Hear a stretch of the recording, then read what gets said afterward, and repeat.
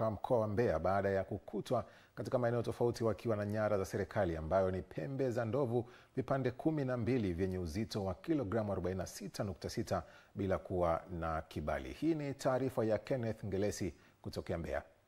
Akizungumza na waandishi wa habari ofisini kwake, kamanda wa polisi mkoa wa Mbeya, kamishna msaidizi mwandamizi wa polisi Benjamin Kuzaga, amesema watu hao wamekamatwa katika maeneo tofauti kwa kushirikiana na askari wa wanyamapori TAWA. Mbeya kwa kushirikiana na wenzetu wa TAWA tumeweza kumkamata mtu mmoja anaitwa Riziki Charles Mapira mwenye umri wa miaka 55.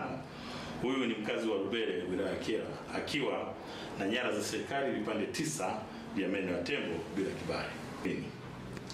Lakini wakati huo jeshi la polisi mkoa wa Mbeya kwa kushirikiana na askari hawa wa TAWA katika wilaya ya Mbarali tunamshikilia mtu mmoja anaitwa Kennedy Yawaga mwenye umri wa miaka 37. Huyu ni mkazi wa Itamba akiwa na nyara za serikali vipande 3 vya meno ya tembo bila kibali.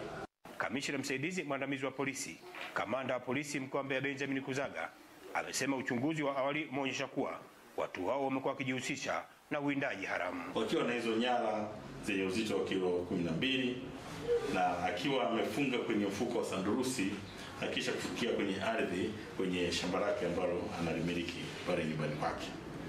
Kwa uchunguzi wa awali umebaini kuwa watuhumiwa wote wawili ni wawindaji haramu na wanajihusisha katika swala zima la kuwinda wanyama kwenye hifadhi ya taifa bila kufuata taratibu, na taratibu zinafanyika watafikishwa mahakamani.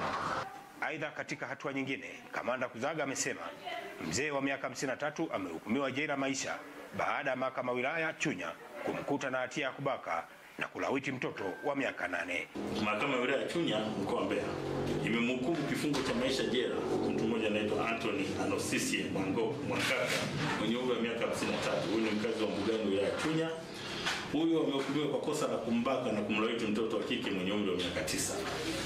Mtuhumiwa huyu alifikishwa mahakamani na hukumu hiyo imetolewa na hakimu mfawidhi wa mahakama ya wilaya Chunya James Muhanuzi na mwendesha mashtaka wa serikali wakili Mwajabu Tengeneza Machi 5 mwaka 2025. Nikiripoti kutoka katika ofisi hii ya kamanda wa polisi mkoa wa Mbeya, Kenneth Ngelesi, DATV.